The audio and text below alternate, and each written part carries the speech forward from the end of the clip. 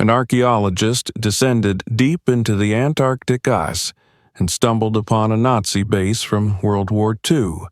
But what he and his team discovered inside was so shocking that the world is still not ready to accept it. Subscribe to the channel and tell us in the comments where you're watching this video from. The silence of Antarctica was unlike anything the archaeologist had ever experienced. It was not simply quiet, not merely the absence of sound, but a heavy, suffocating stillness that seemed to stretch across the white horizon in every direction.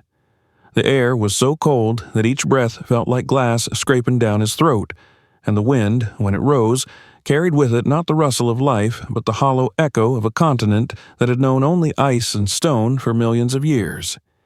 He was a man who had walked beneath the sands of Africa, who had traced the forgotten passages of civilizations swallowed by jungle, who had pressed his hands to the crumbling walls of lost temples in deserts where the sun itself seemed ancient.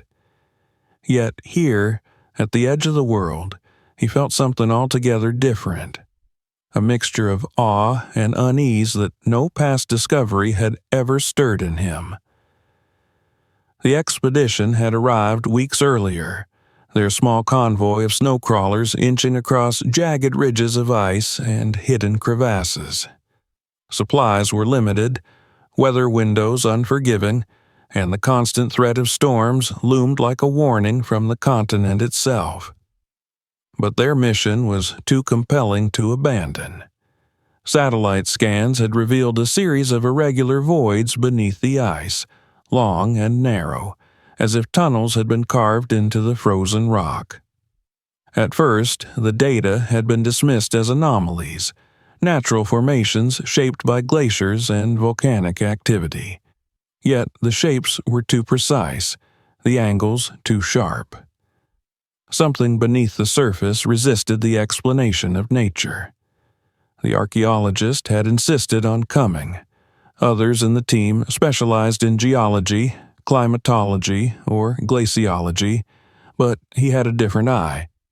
He could recognize the difference between the accidental and the deliberate, between stone worn by time and stone cut by hands.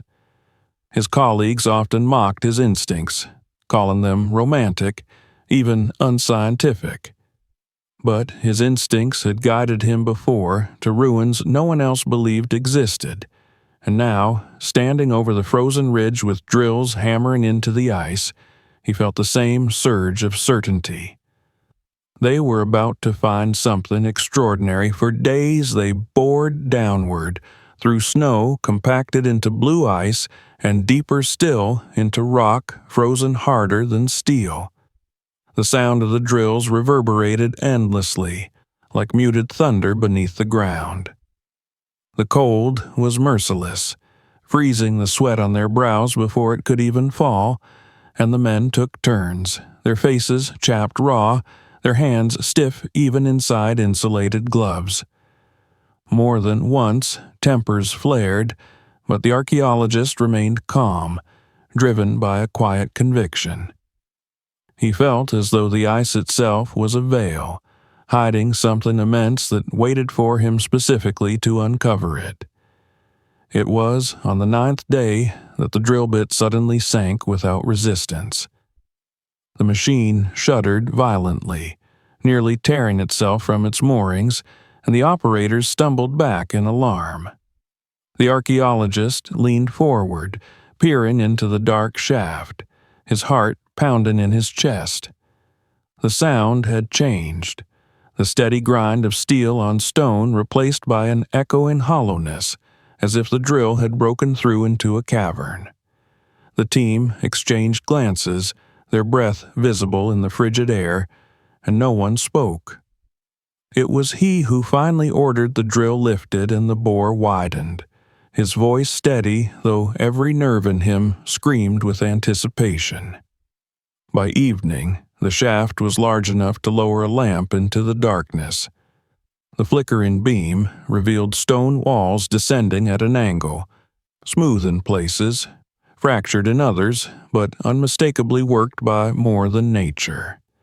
He could see edges too clean, surfaces too flat. His colleagues muttered theories of lava tubes and glacial carving, but he shook his head.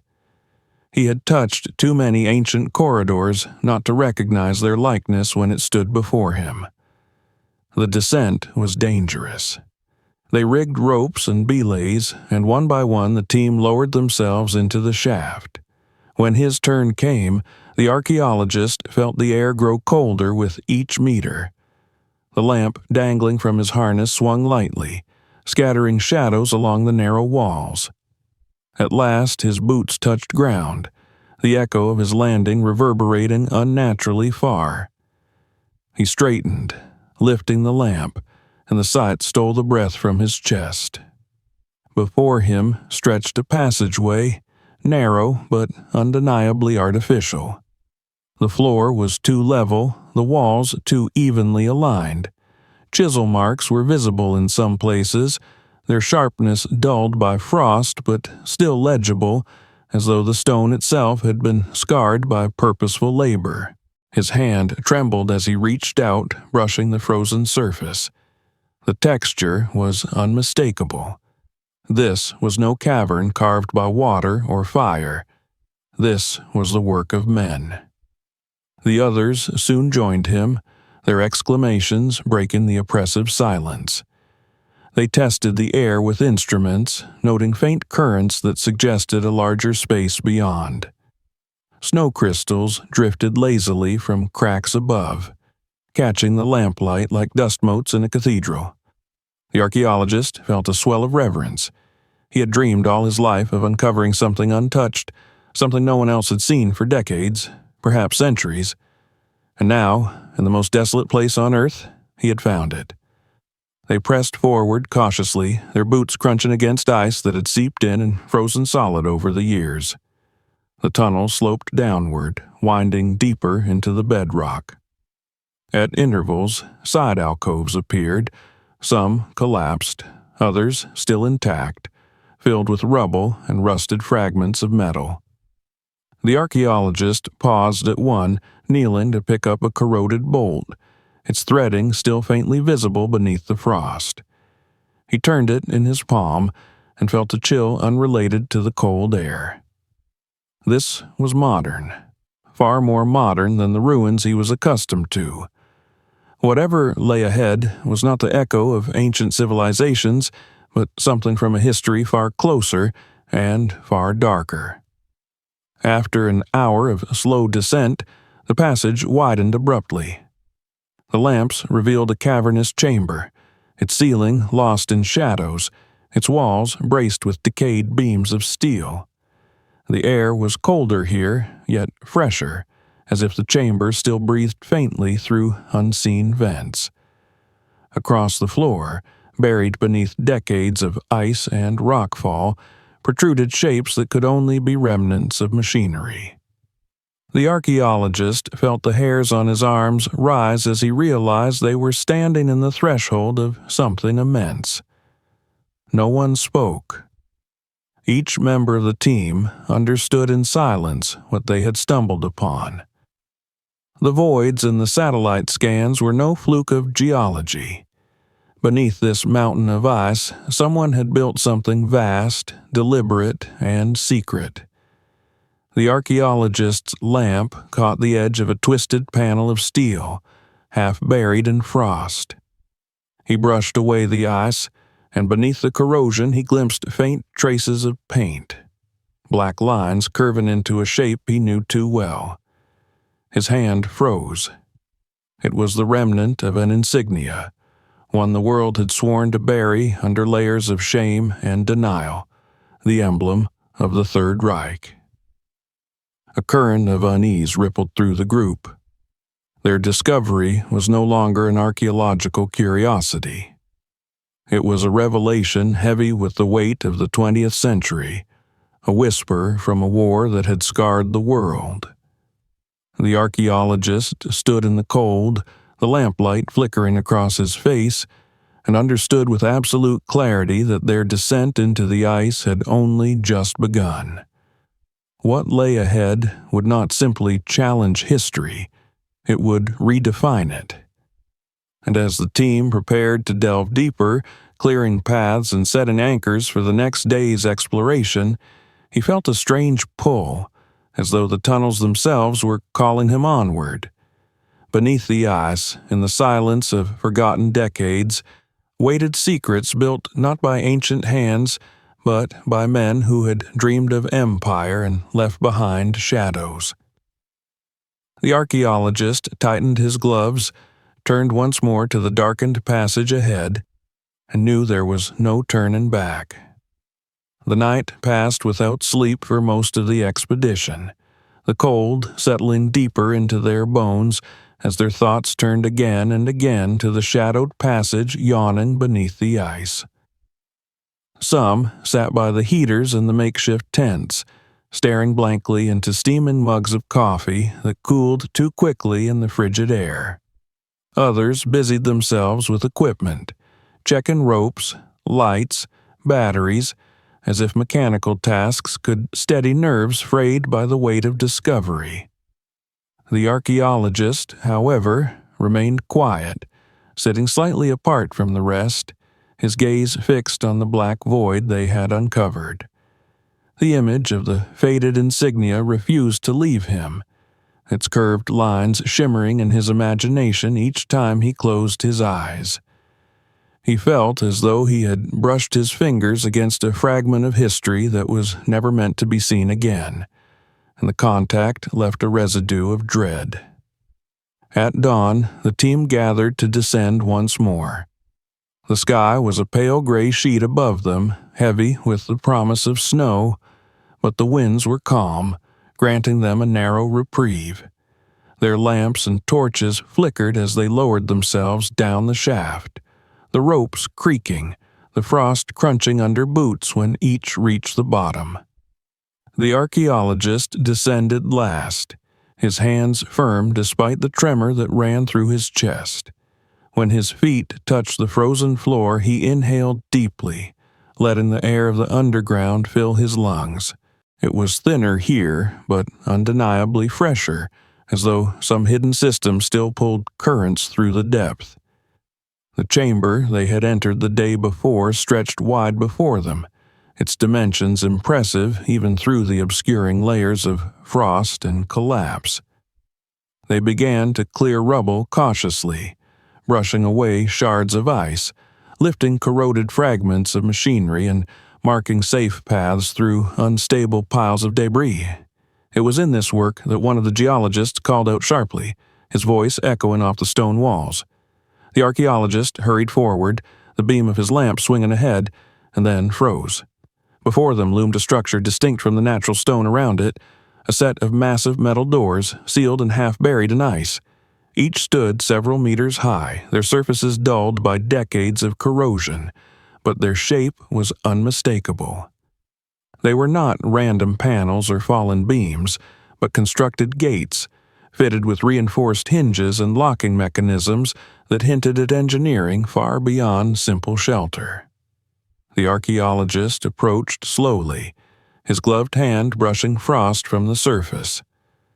As the ice flaked away, lines of text emerged, etched deep into the steel in blocky German script, still legible after all these years. Numbers, codes, and warnings stared back at him, stark reminders that this place was once alive with purpose and guarded by men who believed in their permanence. The team fell silent, the weight of the doors pressing on them like a physical force. The archaeologist traced the outlines of the handles, corroded but intact, and felt the lingering strength of the craftsmanship. These were not doors intended to be temporary. They had been meant to last, to protect whatever lay beyond from the crushing pressure of ice and time. He stepped back, tilting his lamp upward, and saw where the arch of the passage had been reinforced with steel ribs, now warped but still holding. This was not the work of desperate men digging holes in the earth.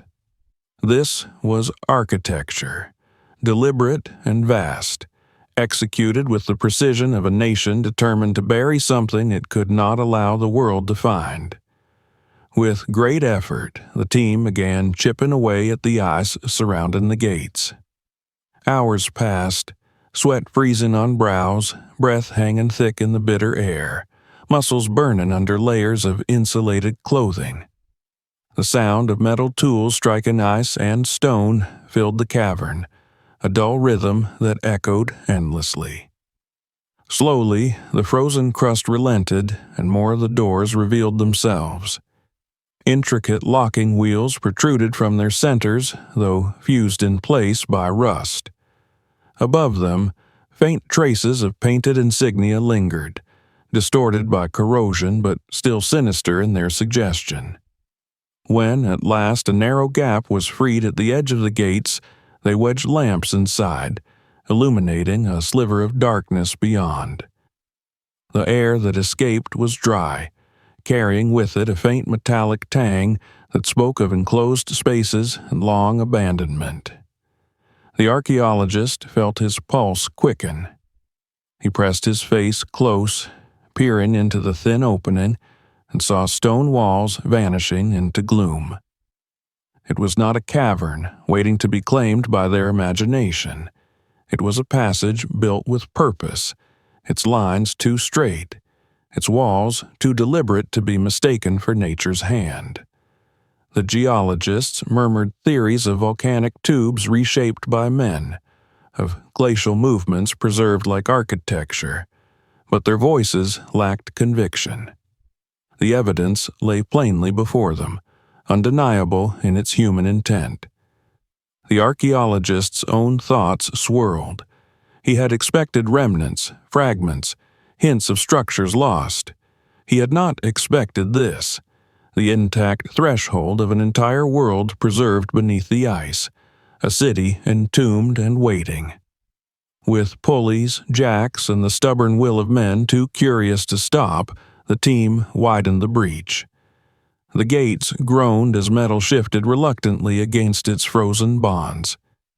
A deep rumble rolled through the chamber, as though the earth itself voiced its disapproval. Then, with a crack that reverberated like thunder, one side gave way, opening just wide enough to admit a man. The archaeologist held his breath as the first beams of their lamps pierced the interior, cutting across dust that had not been disturbed for decades. One by one they entered, stepping cautiously onto the stone floor of the passage beyond. Their footsteps echoed in strange harmony, magnified by walls that seemed designed to carry sound. The archaeologist lingered, his lamp brushing across inscriptions carved faintly near the entry. German words, technical notations, even a date etched with military precision. He whispered it under his breath and felt the cold intensify. It marked a year deep into the war, a time when desperation and ambition drove men to impossible projects. He touched the carving gently, a silent acknowledgment of the history that had been sealed away, and then followed his companions deeper inside. The corridor stretched downward at a steady incline, lit only by their flickering beams. The walls bore the marks of construction, smooth stone interrupted by reinforced braces and the occasional alcove carved with sharp intention. Some alcoves lay collapsed, filled with rubble, but others contained remnants of their original purpose. In one, they found rusted canisters stacked haphazardly, their labels long eroded yet still faintly visible in the harsh light. In another, a shattered lamp lay among shards of glass, its wiring trailing like veins across the floor. The archaeologist paused often, crouching to examine fragments, each discovery confirming his conviction. This was not speculation. This was evidence. Men had lived and worked here, toiled with machinery and sweat to carve out these halls beneath a land no human should ever have called home. The air grew heavier as they pressed on, each step echoing louder, each silence between steps deeper. It felt less like exploration and more like intrusion, as though they were trespassing on ground still guarded by unseen eyes. The archaeologist felt it most keenly. His pulse throbbed in his ears, his breath clouded thick before him, and his hand never strayed far from the stone wall beside him, as though the contact grounded him against the weight of what they uncovered. At last, the corridor opened into a chamber that left them speechless. It was vast, its ceiling soaring beyond the reach of their lights, its walls lined with steel supports that had withstood the decades with stubborn endurance. Across the floor stretched the remains of equipment, rusted and broken but undeniably complex. Piles of wooden crates slumped under the weight of frost, their markings barely legible but their intent unmistakable. Supplies meant for men who had expected to return here. In one corner, half buried under debris, stood a desk with drawers still intact, its surface coated in ice. The archaeologist approached it slowly, running his hand across the frozen wood, and pulled. The drawer resisted, groaning, before sliding open with a spray of frost. Inside lay papers fused into stiff blocks, their ink blurred into black stains. Yet one sheet clung stubbornly to legibility, and he lifted it with trembling care. Across its surface, lines of German script detailed an inventory, itemizing tools, rations, and mechanical parts. At the bottom, a signature remained, bold and deliberate, anchoring the document in time and place.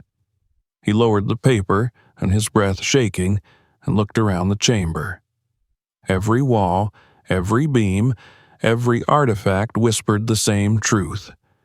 They stood not in a myth, not in conjecture, but in a reality deliberately hidden beneath ice and stone. The gates had not opened into a cavern. They had opened into history itself, preserved in silence, waiting for them. The team exchanged glances, the enormity of the discovery reflected in their wide eyes. They had uncovered something vast, something built in defiance of nature, something that bore the unmistakable fingerprints of the war that had scarred the last century. And, as the archaeologist gazed deeper into the darkened corridors branching away from this chamber, he knew with absolute certainty that what they had seen thus far was only the beginning. The true heart of this underground world still waited, untouched, further below. And with that realization, the weight of responsibility settled upon him heavier than the ice above their heads.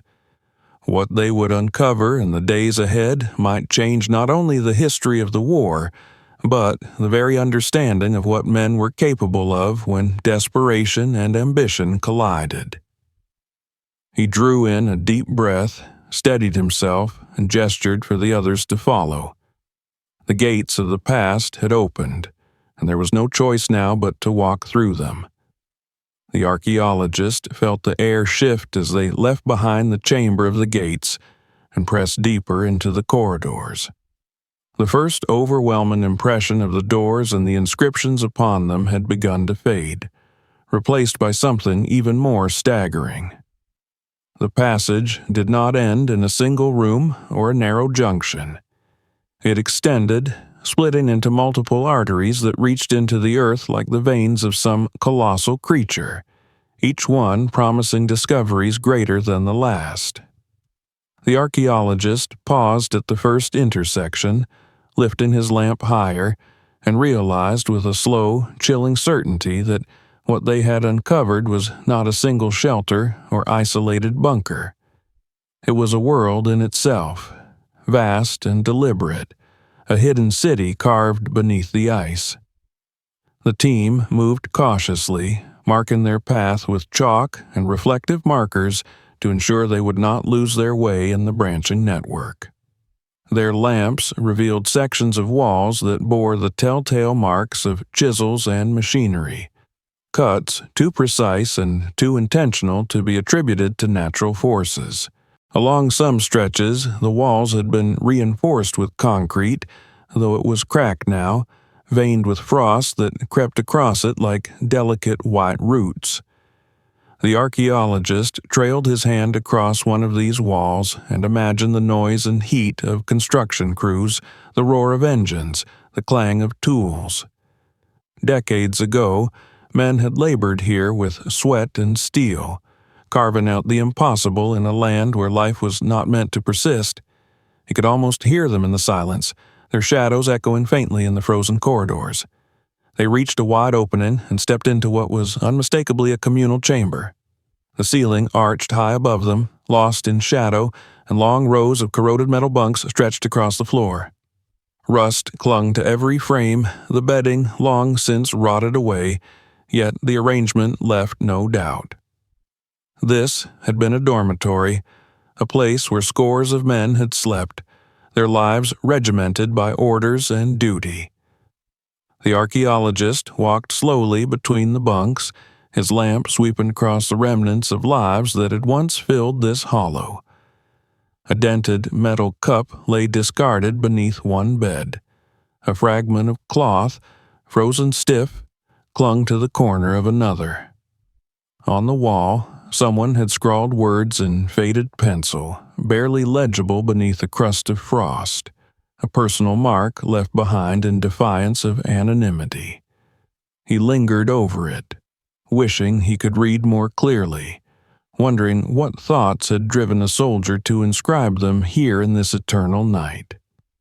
The team split briefly to examine the chamber, their voices echoing softly as they called out their finds.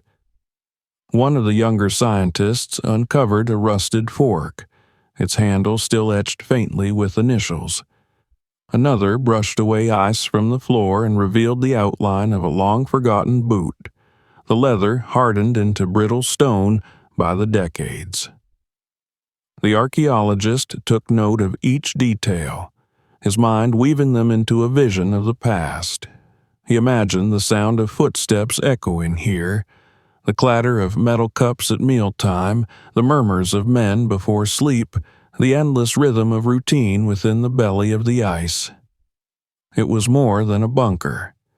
It had been a living space, complete with the echoes of human existence. As they moved onward, the corridors grew wider, the architecture shifting subtly from functional to commanding. The archaeologist began to see patterns in the layout, junctions that connected with efficiency, staircases descending to lower levels, even ventilation shafts leading upward, all of it designed with foresight and purpose. The complexity of the structure astonished him. This was not the product of desperate improvisation in the final years of a crumbling regime. It was the manifestation of immense planning and resources, a deliberate undertaking meant to endure. Every step deeper reinforced his conviction.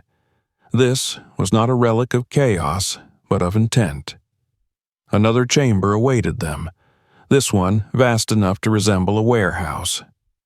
Their lights swept across rows of empty crates stacked like skeletal towers, some collapsed into heaps, others still standing like monuments to abandonment. The wood was warped and dark, the stenciled markings on the sides barely visible. The archaeologist leaned close to one, brushing away frost until letters emerged, German words faded but readable enough to reveal references to supplies, foodstuffs, fuel, spare parts. He pried open the brittle lid of another and found only emptiness, its contents long since removed. Yet, the scale of the storage was undeniable. Dozens, perhaps hundreds of crates had once filled this space. The thought chilled him more than the ice around them. What quantities of resources had been transported here, and at what cost? The atmosphere grew heavier as they advanced.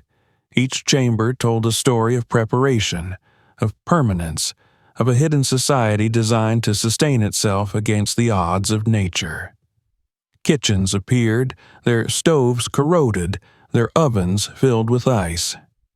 A row of sinks lined one wall, their faucets frozen solid. The archaeologist pictured cooks at work, steam rising from pots, the clang of ladles against metal, and for a moment he felt as though time itself had collapsed, and he was walking through a ghost still alive with memory. His colleagues busied themselves collecting samples, documenting the finds with cameras, measuring the dimensions of rooms, but he simply stood in silence, absorbing the weight of what had been. The stillness of the abandoned kitchens spoke louder than any artifact. Men had once dined here, laughed perhaps, cursed, and dreamed of a world beyond the walls. Now, only silence reigned, and the echo of their absence pressed down like a second layer of ice. The archaeologist's heart raced when they stumbled upon a map mounted on the wall of a side corridor. The paper was fused into the surface with frost, yet the outlines were visible, illuminated by the trembling light of his lamp. He leaned close, brushing gently with his gloved hand, and his breath caught in his throat. It was not a simple sketch. It was a detailed blueprint of the complex, sprawling with corridors and chambers that spread out like a labyrinth beneath the mountain.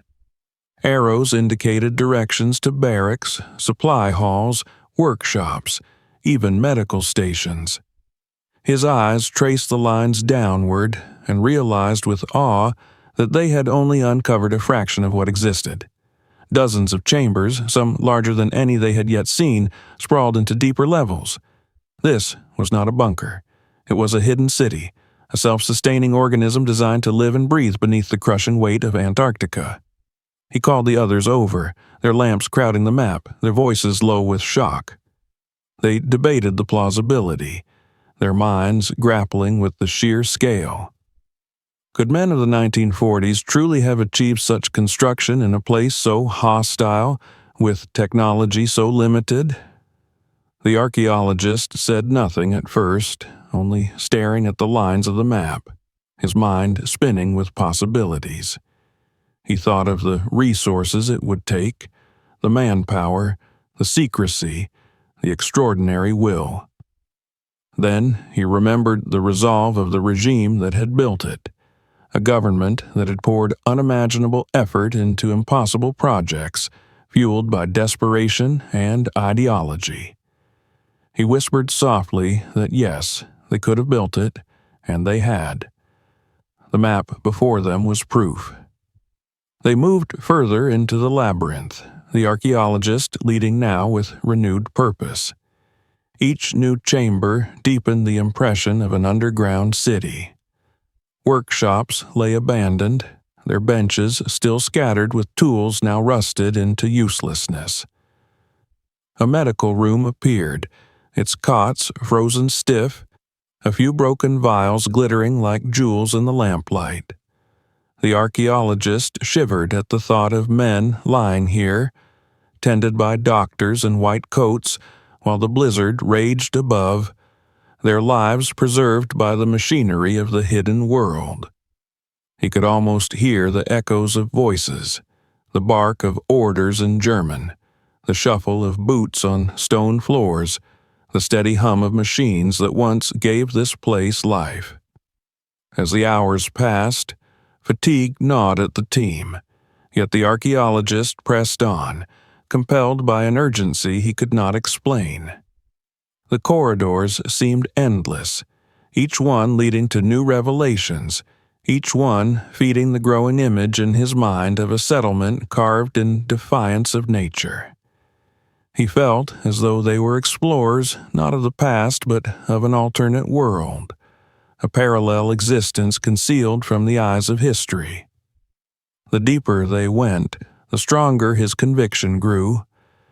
This place had been meant to endure, to outlast the war, perhaps even to outlast the century. What purpose it had been intended for remained uncertain, but its design was too thorough to be anything less than monumental. When they finally paused to rest in one of the vast communal chambers, the archaeologist sat apart, staring into the shadows that lingered beyond the reach of their lamps. He thought of the men who had walked these corridors, their laughter, their weariness, their conversations whispered in the darkness. He thought of the orders they had followed, the hopes they had nurtured, and the secrets they had guarded.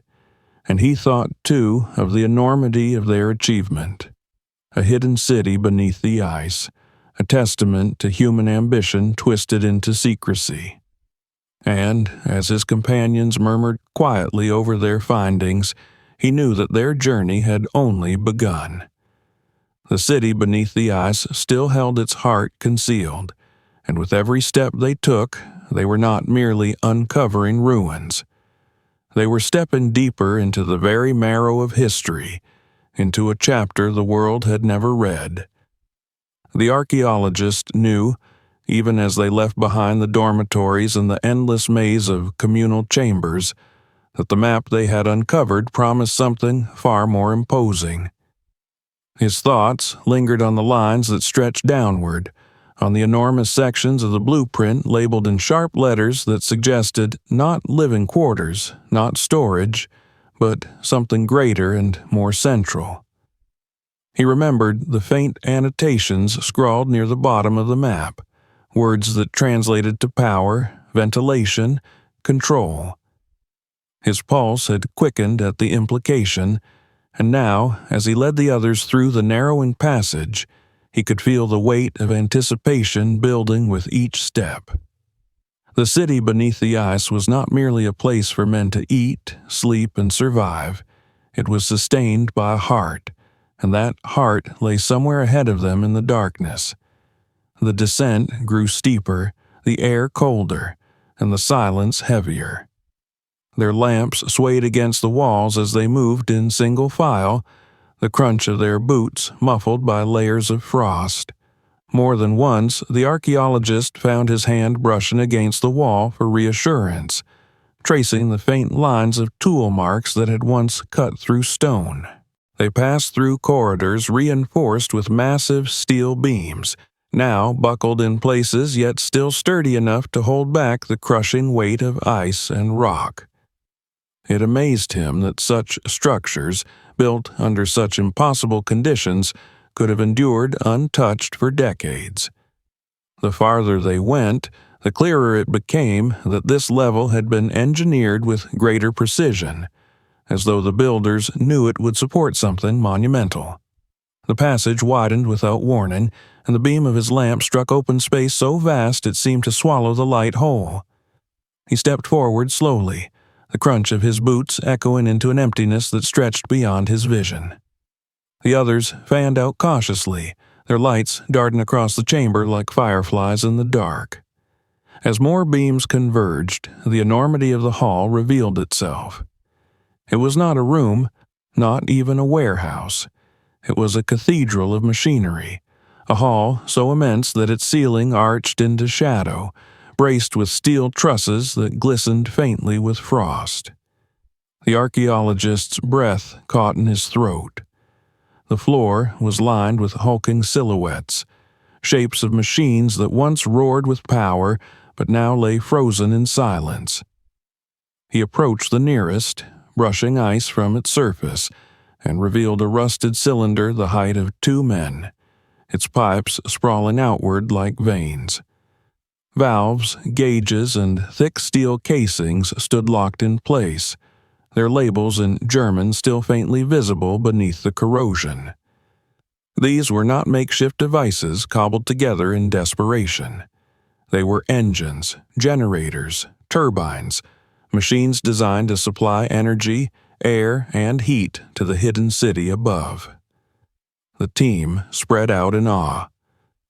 One of the geologists knelt to examine a network of conduits running across the floor, tracing them with his lamp as they vanished into the walls. Another uncovered the remains of what appeared to be a massive ventilation system, its fans now seized with rust, its blades locked still as though arrested mid-turn.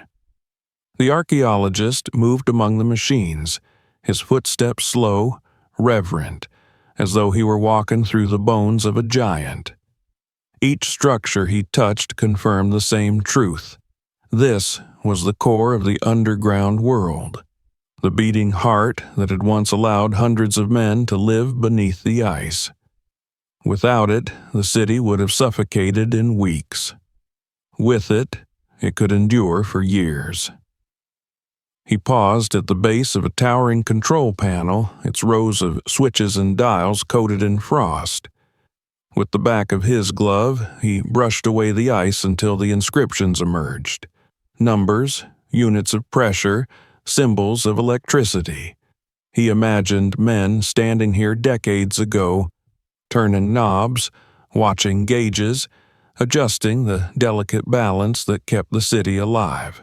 He could almost hear the hum of the turbines, the steady thrum of generators feeding light into the corridors above. The rush of warm air carried through ducts into the barracks. For a fleeting moment, he felt as though the hall itself remembered those sounds, as though the silence now was only a thin layer covering echoes that still lingered. Everywhere they turned, remnants told of sudden abandonment. Tools lay scattered on the floor, wrenches corroded into uselessness, bolts half-tightened and never completed. Wooden crates, some smashed open, stood empty, their stenciled markings referencing spare parts, lubricants, and electrical components. A ladder leaned against one of the turbines, frozen in place as though the man who had climbed it had vanished before finishing his task. The archaeologist bent to pick up a logbook lying stiff with ice near one of the control stations. Its pages had fused together, but the leather cover still bore the emblem of the Reich's eagle, faded but undeniable. He held it in his gloved hands and felt the tremor of history, the knowledge that these objects were not myths, but tangible fragments of a past the world thought buried. In the far corner of the hall, they found massive doors set into the wall, their dimensions larger than anything they had yet encountered. Unlike the gates above, these doors bore no inscriptions, only reinforced steel edges and locking mechanisms that looked capable of sealing entire machines inside. The archaeologist stepped back, sweeping his lamp across the space, and realized the hall had once housed not only stationary generators, but also movable equipment, perhaps vehicles or machinery designed for transport. The thought unsettled him. What had been prepared here?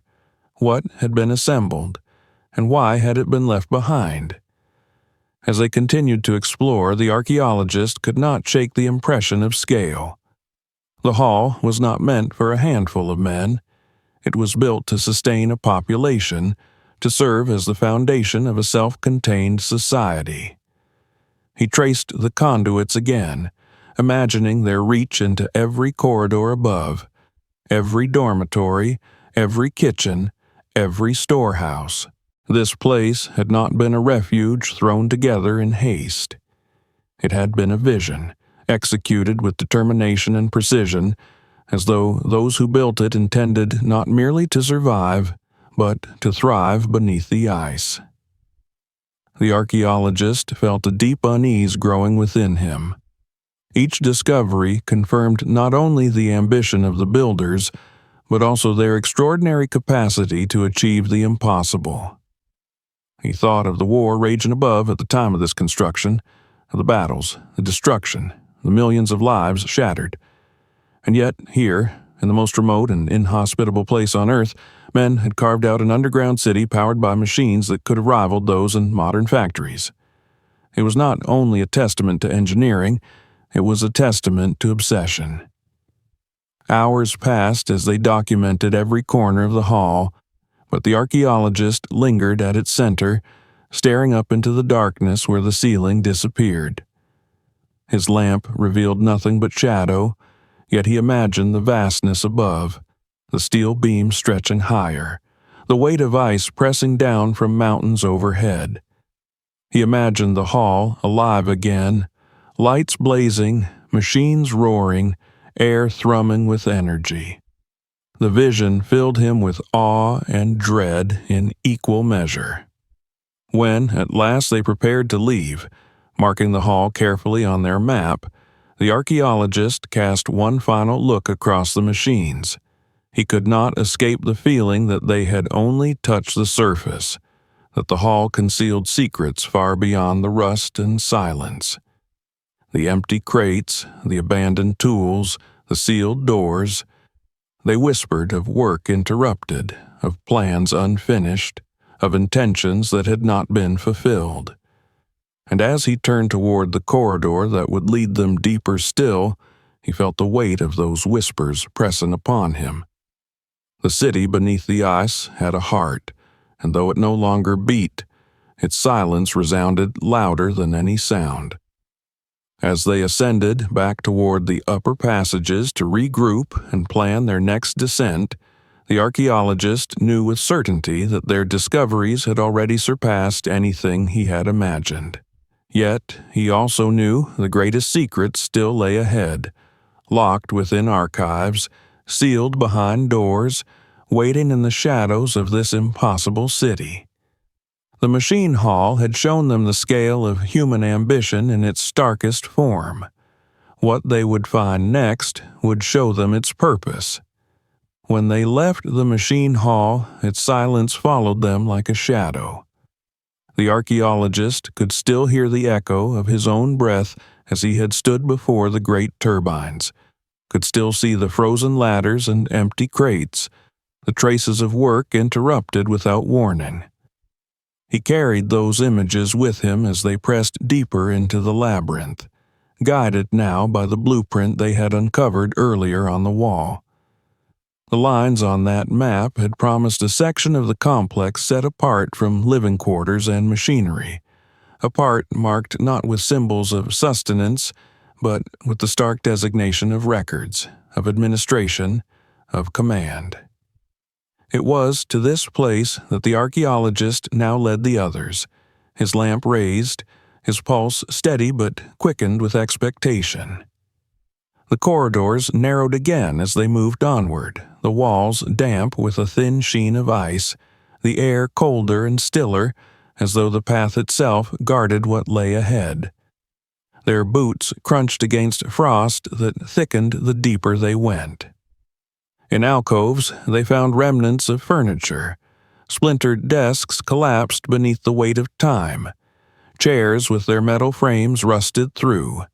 At one junction, the archaeologist's lamp revealed a sign still bolted above a doorway, its letters faint but readable. The German words, when translated aloud, chilled the team more than the cold air. Archive. He reached forward and touched the sign with his glove, feeling the metal so cold it burned his skin through the fabric. This was the place. The blueprint had not lied. Behind the heavy door before them lay the records of the hidden city, the thoughts and orders of those who had built it. For a long moment the team simply stood, staring at the door, each aware of the significance. Then, with effort, they pried it open, the hinges screaming after decades of disuse.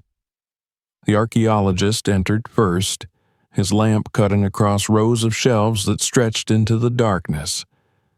The sight stunned them all. Despite the collapse in some places, despite the frost that coated the shelves, much of the archive remained intact. Rusted metal filing cabinets stood in long rows, their drawers sealed shut by ice but still recognizable. Wooden shelves leaned under the weight of boxes, their lids warped but unbroken. Papers lay scattered across the floor where time had toppled stacks, the ink faded yet still legible in places. It was a graveyard of documents, and yet, miraculously, many had survived the decades untouched.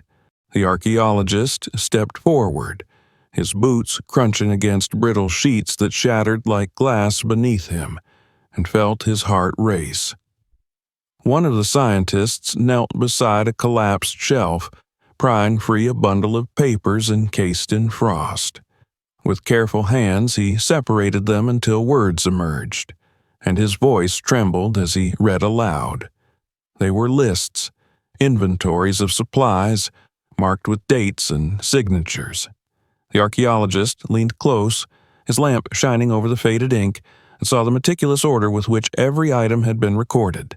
Fuel shipments, medical kits, mechanical components, even recreational materials for the men who had lived here. These were not notes scrawled in haste. They were the methodical records of a base that had expected to function for years. The archaeologist moved deeper into the room, opening cabinets where the locks had rusted through. Inside, he found folders marked with symbols of secrecy, stamps declaring them classified. Many were too damaged to read, the ink bled into dark stains by moisture, but others yielded fragments. He spread them on a desk coated in frost and began to piece together the story. Reports described experiments with energy sources, with methods of harnessing heat and power in ways unfamiliar to him. Diagrams showed strange machines, their purpose unclear but their design complex, involving turbines, magnetic coils, and arrays of unfamiliar instruments. He felt a cold knot tighten in his chest as he realized these were not simple blueprints for sustaining life underground. They were blueprints for experimentation. The deeper he dug into the papers, the clearer the purpose became. This base had not been merely a refuge or a shelter from war. It had been a laboratory, a research center hidden beneath the most desolate land on Earth. Scientists had worked here, guarded by soldiers, supplied by shipments carried across oceans, all to pursue projects too secret to be conducted elsewhere. He found references to energy sources, to atmospheric experiments, even to trials involving environmental manipulation. The words were cautious, veiled in bureaucratic phrasing, but the implication was unmistakable. Then he found something that made his breath falter. In the drawer of a desk, half buried in ice, he uncovered a file stamped with a bold insignia and the title Valkyrie II. The pages within were incomplete, many torn away, but enough remained to suggest its scope. It spoke of resilience, of survival, of preparing a place for leadership should the war above collapse into defeat. It spoke of creating not merely a refuge, but a reserve, a command center from which the remnants of power could endure. His hands trembled as he turned the pages, his eyes catching on phrases that hinted at relocation, at preservation, at continuity. The documents did not specify who was intended to come here, but the implication hung heavy in the frozen air. This had been more than an experiment. It had been a contingency plan for escape. The others gathered around him, their lamps casting long shadows over the desk. They spoke in low voices, debating the meaning, questioning whether such plans had ever been enacted, wondering if the high command of the Reich had ever truly intended to flee here. The archaeologist said little.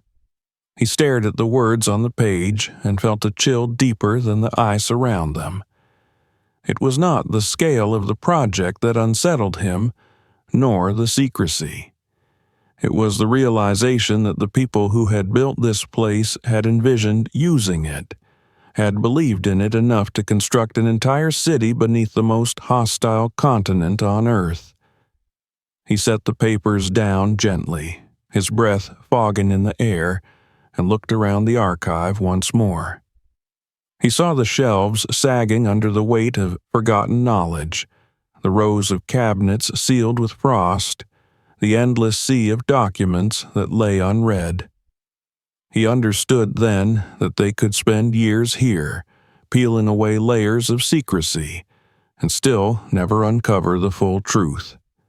For every fragment they deciphered, there were others too damaged to speak, others deliberately destroyed before the base was abandoned. And yet, even these remnants told a story the world had not known, of ambition that reached into the ice, of obsession that sought to outlast defeat, of men who believed they could command both nature and history itself. The archaeologist lingered long after the others had begun packing their findings. He stood alone in the silence of the archive, staring at the rows of frozen shelves, and felt the weight of centuries pressing down through decades. He thought of how easily history could be reshaped by the survival of such records, how truths long buried could surface and alter the world's understanding of its own past. And he thought, too, of the doors still sealed elsewhere in the complex, of chambers they had yet to enter, of secrets still guarded by ice and steel. When at last he turned to leave, following the beam of his lamp back toward the corridor, he carried with him not only the fragments of paper and the names of forgotten projects, but also the unmistakable awareness that their discovery had crossed a threshold. The living quarters and machine hall had shown them the scale of the city. The archive had revealed its intent, and now, as they prepared to venture deeper still, he knew the questions would only grow heavier. The past had opened itself to them, but it would not yield its answers without exacting a price. The archaeologist carried the weight of the archives in his mind as the team pressed deeper into the labyrinth.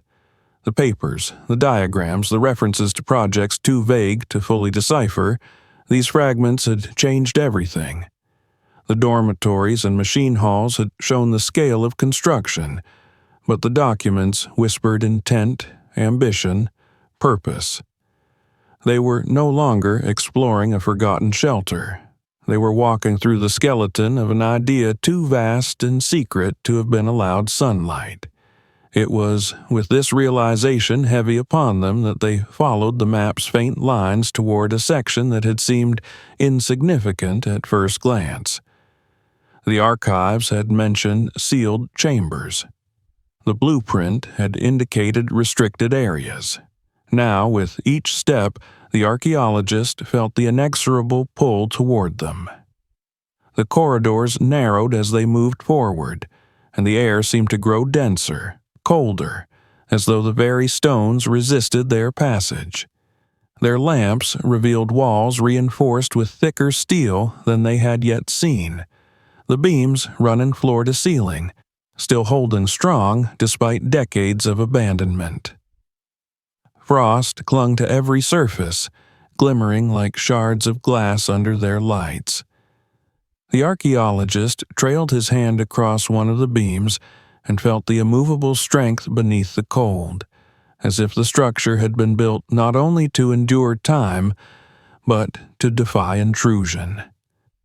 They walked for nearly an hour before the corridor terminated in a wall of steel, so immense that for a moment they thought they had reached the end of the complex. But then the lamps revealed edges, outlines, seams cut with perfect precision. Before them loomed a set of doors unlike any they had yet encountered. These were not gates to keep out snow or time. These were vault doors, towering slabs of reinforced steel fitted with locking mechanisms that dwarfed the men who now stood staring at them. Each handle was a wheel of iron, fused by rust into immovable stillness, their spokes radiating outward like the bones of a clock frozen mid-turn. The archaeologist felt a chill creep into him deeper than the cold of the air. He approached slowly, his boots crunching against the frost-covered floor, until he stood at the base of one of the doors. Tilting his lamp upward, he saw inscriptions carved into the surface, warning symbols etched deep, their meaning plain even to those who could not read German. They spoke of danger, of prohibition, of secrecy, enforced not by suggestion, but by command. Above them, faint but undeniable, lingered the insignia of the Reich. Its wings spread defiantly despite the corrosion that had eaten into it. He reached out and laid his gloved palm against the steel. It was like touching a frozen mountain. It did not yield. It did not even acknowledge his touch. The team gathered behind him, their voices hushed. Some suggested turning back, that what lay beyond had remained sealed for good reason. Others argued for persistence, the hunger of discovery burning brighter than fear. The archaeologist said nothing at first. He simply stared at the doors, their mass towering over him, and imagined what could possibly lie beyond. The archives had spoken of projects unfinished, of plans abandoned or hidden. He thought of the empty crates in the machine hall, of the missing pages in the files, of the strange notations hinting at technologies untested. He thought of the suggestion that this place had been prepared for leaders, for survival beyond catastrophe. If that was true, what would these vaults contain? Weapons, provisions, or something darker still? They set to work with their tools, chipping away at the rust that caked the wheels of the locking mechanisms. Sparks flew as grinders shrieked against metal, their echoes magnified in the vast corridor until it sounded as though the ice itself protested their intrusion. For hours they labored, sweat freezing on their brows, hands numbed despite the gloves. The archaeologist joined them, his muscles straining as he heaved at one of the wheels, but it did not move. The steel had fused too completely, decades of pressure locking it into permanence. Even the most determined effort yielded nothing. The doors did not open. As fatigue set in, frustration turned to unease. They spoke less, their movements slower, their glances towards the archaeologist carrying unspoken questions. Was it wise to try? Was it wise to want to see what had been hidden? He offered them no easy answer. He stood again before the sealed vault and studied its face, the scars of time etched into it, the warnings carved like epitaphs. He imagined what it would mean if they succeeded.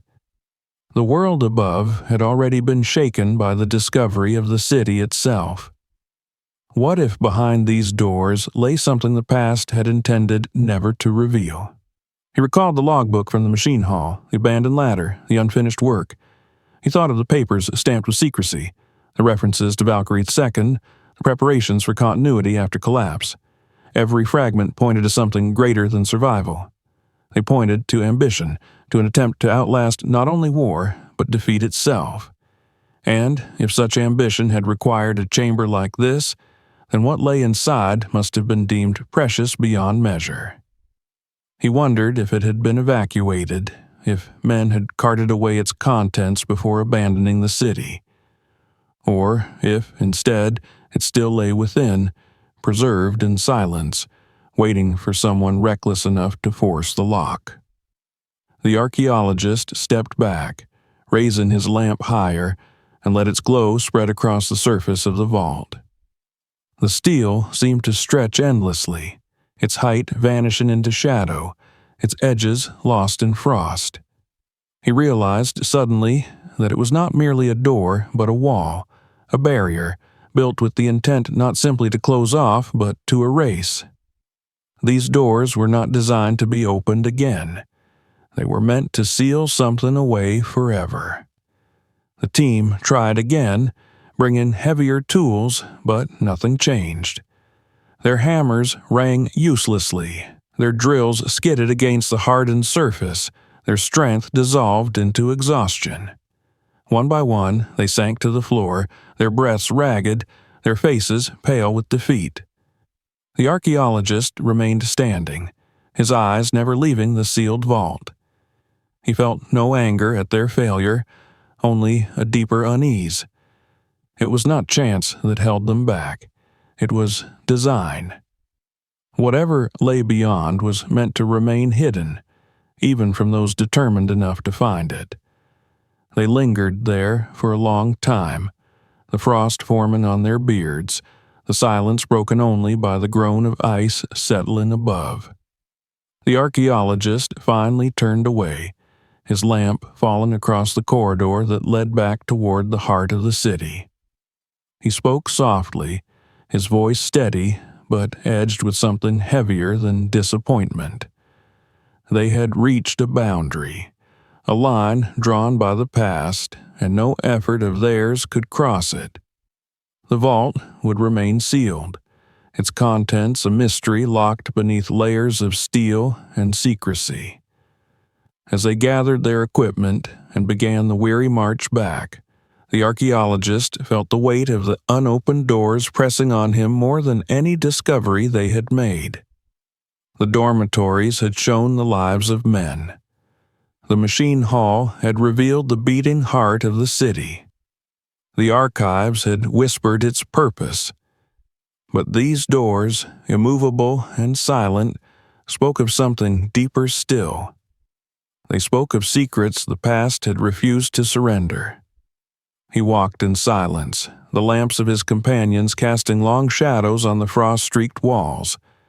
Behind them, the vault loomed in darkness, untouched, undefeated by time or men. And as he looked back one last time, he felt a certainty settle within him. The greatest mystery of the city lay not in what they had seen, but in what they could not reach. The unopened doors would haunt him, a reminder that history chooses which of its secrets to yield and which to bury forever. The march back from the sealed doors was heavier than any descent had been. The archaeologist felt it in the shoulders of his companions, in the way their footsteps dragged and their lamps wavered across the frost-coated walls. They had strained against steel and secrecy until their strength was gone, only to find themselves denied, the vaults laughing silently at their effort. The unopened doors weighed upon them like an invisible presence, following them even as they left that forbidden corridor behind. No one spoke for a long while. The silence was not merely fatigue, but a recognition that they had reached the edge of what the past was willing to reveal. When they finally paused in one of the larger chambers to rest, the archaeologist sat apart, his lamp dimmed, his breath clouding faintly before him. He thought of the dormitories where rows of bunks still echoed with the absence of men, of the machine hall where turbines stood frozen like the ribs of a great beast, of the archives where yellowed papers whispered fragments of ambition and fear. And then he thought of the vault, its steel face unbroken, its warnings carved deep. Each part of the city beneath the ice had revealed something, the lives, the power, the purpose. But the doors had revealed the limits of knowledge, the refusal of history to lay itself bare completely. The shadow of what remained hidden was more powerful than any fact they had uncovered. The team began to prepare for departure in the following days. Supplies were dwindling, the weather above growing harsher with each passing hour. The sky over the frozen ridges darkened with storms, and the ice beneath their camp groaned with the shifting weight of the continent itself. Their instruments recorded every detail they could: photographs of chambers, scans of corridors, copies of the fragile documents salvaged from the archives. Yet, for all their diligence, the archaeologist knew that the story of the city could never be fully told. Too much had been lost to time, too much sealed away behind doors they could not open. The evidence they carried would shake the world, yet it would be incomplete. A mosaic with missing pieces, a narrative broken by silence. On the final evening, he walked alone into the upper corridors, tracing the paths they had taken so many times before. His lamp cast long shadows across the walls, and he found himself pausing at places that had struck him deeply. He lingered in the dormitory chamber, his hand brushing across a rusted bed frame, imagining the soldier who once lay there, dreaming of home or perhaps of conquest.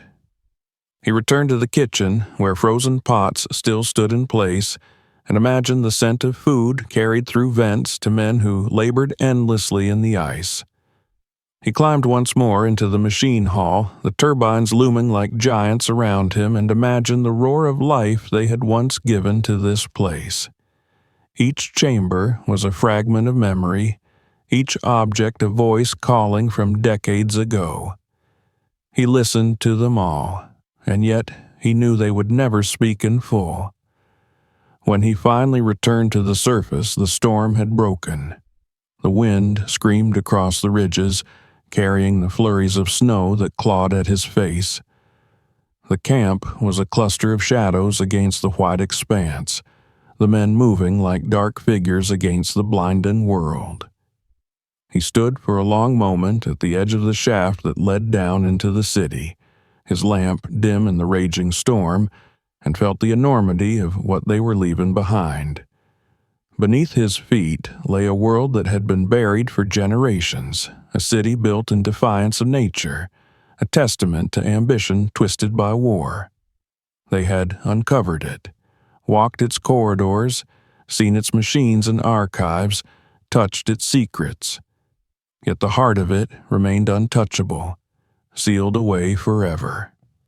As they dismantled the camp, he thought of what their discovery would mean when carried back to civilization. Scholars would argue, politicians would posture, governments would demand answers. Some would dismiss it, others would exploit it, and still others would weave it into myths. But none of them would know what it felt like to stand in those corridors, to press a hand against frozen steel, to hear the silence that throbbed with echoes of the past. That experience belonged to him and the few who had shared it, a burden and a privilege both. He wondered if they could ever truly convey the enormity of what they had found, or if it would always remain in part a ghost story. On the long journey back across the ice, the archaeologist kept silent while the others spoke in bursts of speculation. He stared out across the endless white horizon and thought of the vaults, of the sealed chambers, of the words scrawled in pencil on a barrack wall. He thought of the blueprint, the map that showed more than they could ever reach, levels that might still lie untouched even deeper below. He thought of the possibility that some of it might still function, hidden systems breathing faintly in the dark. The uncertainty gnawed at him more than any hunger or cold. The city beneath the ice was not finished with him. Its shadow had entered him, and he knew it would remain. When, at last, they boarded the ship that would carry them away, he stood on the deck, the Antarctic wind slashing across his face, and turned to look back one final time. The mountains of ice loomed in the distance, indifferent, eternal, their secrets guarded as they had always been. He felt both humbled and unsettled. They had opened doors to history, but they had also discovered how little of it could ever be known. For every artifact carried with them, 1,000 questions remained unanswered. For every corridor walked, another lay sealed in darkness. He closed his eyes and let the storm lash against him, his thoughts circling endlessly. The city beneath the ice was no longer simply a discovery. It was a reminder. It spoke of the lengths men would go in pursuit of power, of the shadows that linger in history long after wars are lost and empires fall. It spoke of the futility of trying to capture the whole truth, of the way secrets resist the light. And as the ship carried him farther from that frozen continent, he understood with final clarity that the shadow of history was not something that could be dispelled. It was something that endured, lingering like the silence of the city beneath the ice, waiting for those who dared to seek it and leaving them with more questions than answers. The archaeologist turned his gaze toward the horizon, the line of ice vanishing into storm and distance. He knew he would never escape the memory of those vault doors, the ones that refused to open, the ones that mocked every effort to break them. In his dreams, they would loom again, immense and immovable, whispering of what lay behind them, and in his waking hours he would carry the knowledge that sometimes the past chooses to remain buried, and that its silence is the loudest truth of all. Don't forget to subscribe so you don't miss the next shocking discoveries we reveal here. Click now to watch the next video. It's even more unbelievable than what you've just seen. And share this story with your friends. Let them see the secret history hidden from the world.